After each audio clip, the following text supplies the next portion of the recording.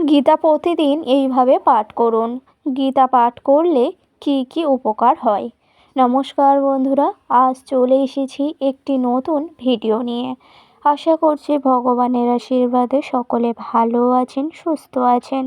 প্রথমেই বলি, গীতা পাঠ করলে কি কি উপকার পাওয়া যায় আর গীতা পাঠ করা কেন প্রয়োজন তা কিন্তু এই ভিডিওর মাধ্যমে আপনাদেরকে জানিয়ে দেব। এই জন্য ভিডিওটি সম্পূর্ণ দেখতে হবে, একদমই স্কিপ না করে। তো সর্বপ্রথম বলি বন্ধুরা, প্রতিদিন গীতা পাঠ করলে কি কি উপকার পাওয়া যাবে এবং গীতা পাঠ করা কেন প্রয়োজন।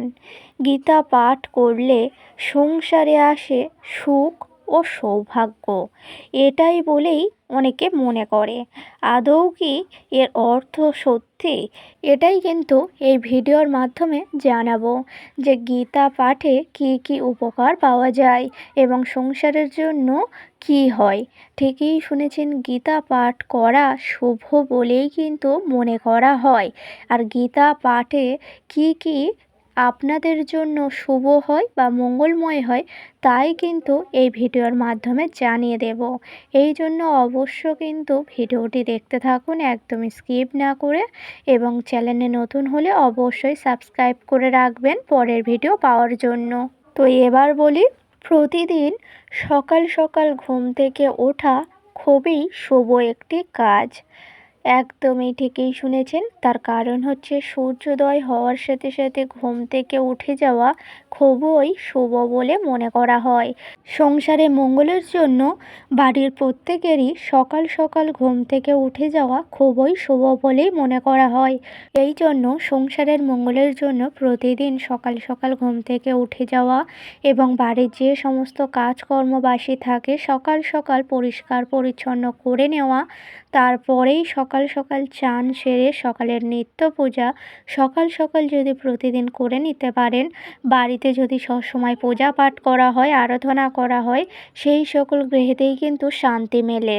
যে সকল গৃহেতে অশান্তি কলহ থাকে সেই সকল গৃহেতে ভগবান আসেন না। এই জন্য সংসারের মঙ্গলের জন্য বাড়িতে শান্তিটা বজায় রাখা অত্যন্ত জরুরি।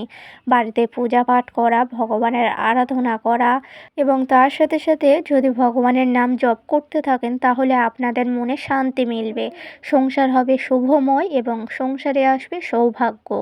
এই জন্য বাড়িতে সবসময় পূজা পাঠ করা অত্যন্ত জরুরি। হ্যাঁ বন্ধুরা, বাড়িতে পূজা পাঠ সবসময় অত্যন্ত করা জরুরি। তার কারণ হচ্ছে, যে সকল গৃহেতে ভগবানের বাস আছে সেই সকল গৃহেতে কিন্তু কোনো নেতিবাচক শক্তি আসতে পারে না। তার কারণ হচ্ছে, বাড়িতে যদি ভগবান থাকে তাহলে সেই সকল গৃহেতে কোনো দিন বাস্তু দোষ, নেতিবাচক শক্তি এগুলি আসতে পারে না। আর এইগুলি যদি সংসারে থাকে তাহলে কিন্তু ভগবান আসেন না সেই সকল গৃহেতে। তার কারণ হচ্ছে, বাস্তু দোষ কখন আসে? যখন সংসারে সবসময় অশান্তি কলহ এগুলি লেগে থাকে, সেই সকল গৃহেতে কিন্তু কোনো দিনের জন্য ভগবান ঘরে স্থিত হন না এবং ভগবান যদি গৃহেতে থাকে তাহলে সারা জীবনের মতো চলে যায় এই অশান্তি কলহর জন্য। এই জন্য বাড়িতে শান্তি অবশ্যই রাখা জরুরি এবং তার সাথে সাথে ভগবানের পূজা আরাধনা করা অত্যন্ত জরুরি বাড়ির পক্ষে। দেখবেন, মা লক্ষ্মী ঘরে স্থিত হলে সেই সকল গৃহেতেই কিন্তু সৌভাগ্য বয়ে আসে।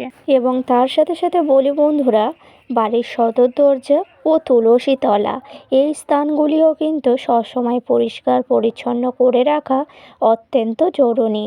তার কারণ হলো, বাড়ির তুলসী তলাই কিন্তু মা লক্ষ্মীর স্থান। এই জন্য বাড়ির তুলসী তলা সবসময় পরিষ্কার পরিচ্ছন্ন করে রাখা অত্যন্ত জরুরি। না হলে কিন্তু তুলসী তলা যদি সবসময় অপরিষ্কার করে রাখেন বা বাড়ির সদর দরজা যদি অপরিষ্কার করে রাখেন তাহলে নেতিবাচক শক্তি সেই সকল গৃহেতে খুব সহজেই এসে যায়। এই জন্য বাড়ির সদর দরজা ও তুলসী তলা সবসময় পরিষ্কার রাখবেন, সবসময় গঙ্গা জল ছিটাবেন, দেখবেন মা লক্ষ্মী ঘরে স্থিত হবেন। এবং তার সাথে সাথে এই ভুলগুলি তো আপনারা ভুলেও করবেন না।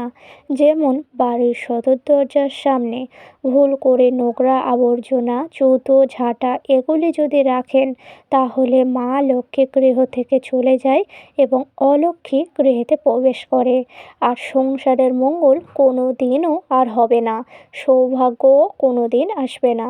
অলক্ষ্মী যে সকল গৃহেতে থাকে সেই সকল গৃহেতে কিন্তু কোনো দিন অর্থ সৌভাগ্য বয়ে আসে না। এই জন্য অবশ্যই করে বাড়িঘর পরিষ্কার রাখুন। বাড়ির সদর দরজা, তুলসী তলা এইগুলি সবসময় পরিষ্কার পরিচ্ছন্ন করে রাখবেন। বাড়িতে সকালবেলা সন্ধ্যাবেলায় পূজা পাঠ করবেন, ভগবানের আরাধনা করবেন, দেখবেন মা লক্ষ্মী ঘরে স্থিত হবে, সংসারে কোনো অমঙ্গলের ছায়া আসবে না। এই জন্য বাড়িঘর পবিত্র সবসময় করে রাখুন, গঙ্গা জল ছিটিয়ে ও পরিষ্কার পরিচ্ছন্ন করে রাখুন সংসারের মঙ্গলের জন্য এবং আপনার স্বামীরও মঙ্গলের জন্য। বাড়িঘর সবসময় পরিষ্কার পরিচ্ছন্ন করে রাখা অত্যন্ত শুভ বলেই মনে করা হয়। এই সকল গৃহেতেই মা লক্ষ্মী স্থিত হয়। এবার চলে আসি মূল বিষয়ে। প্রতিদিন গীতা কখন পাঠ করা উচিত এবং কোন সময়ে পাঠ করা অত্যন্ত জরুরি বলেই মনে করা হয়। সবসময় আপনারা সকালবেলা ঘুম থেকে উঠে যাওয়ার পরে চান সেরে শুদ্ধ বস্ত্র পরে যখন পূজা পাঠ করবেন সকালের, তার আগেই কিন্তু গীতা পাঠ করা অত্যন্তই প্রয়োজন। এই সময় কিন্তু গীতা পাঠ করাই উচিত বাড়ির পূজা পাঠ করার আগে। তারপর আবারও সন্ধ্যাবেলায় যখন সন্ধ্যা দিতে যাবেন অবশ্যই গীতা পাঠ করে নেবেন। তারপর সন্ধ্যা সম্পূর্ণ করে নেবেন। একদমই ঠিকই শুনেছেন, সন্ধ্যা সাঁঝের আগেই কিন্তু গীতা পাঠ করবেন, তারপর সন্ধ্যা সাঁঝ সম্পূর্ণ করে নেবেন সন্ধ্যাবেলাতে।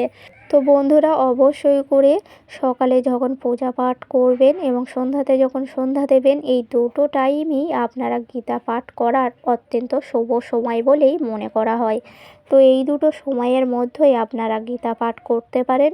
আর গীতা পাঠ করার উপকারিতাগুলি কী কী? গীতা পাঠ করলে সংসারে সুখ আসে, সৌভাগ্য আসে, জীবনে শান্তি আসে। এই জন্য গীতা পাঠ করা অত্যন্ত জরুরি প্রত্যেকেরই।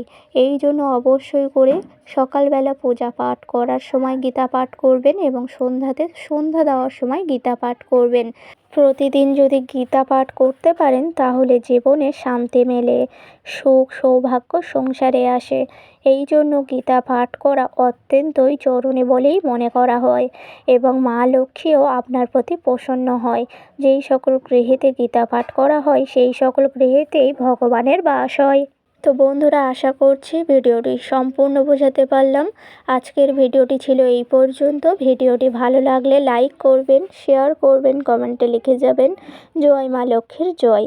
এবং আমার চ্যানেলে নতুন হলে অবশ্যই চ্যানেলটিকে সাবস্ক্রাইব করে পাশে থাকবেন পরের ভিডিও পাওয়ার জন্য। সকলকে জানাই অনেক অনেক ধন্যবাদ। হরে কৃষ্ণ, রাধে রাধে।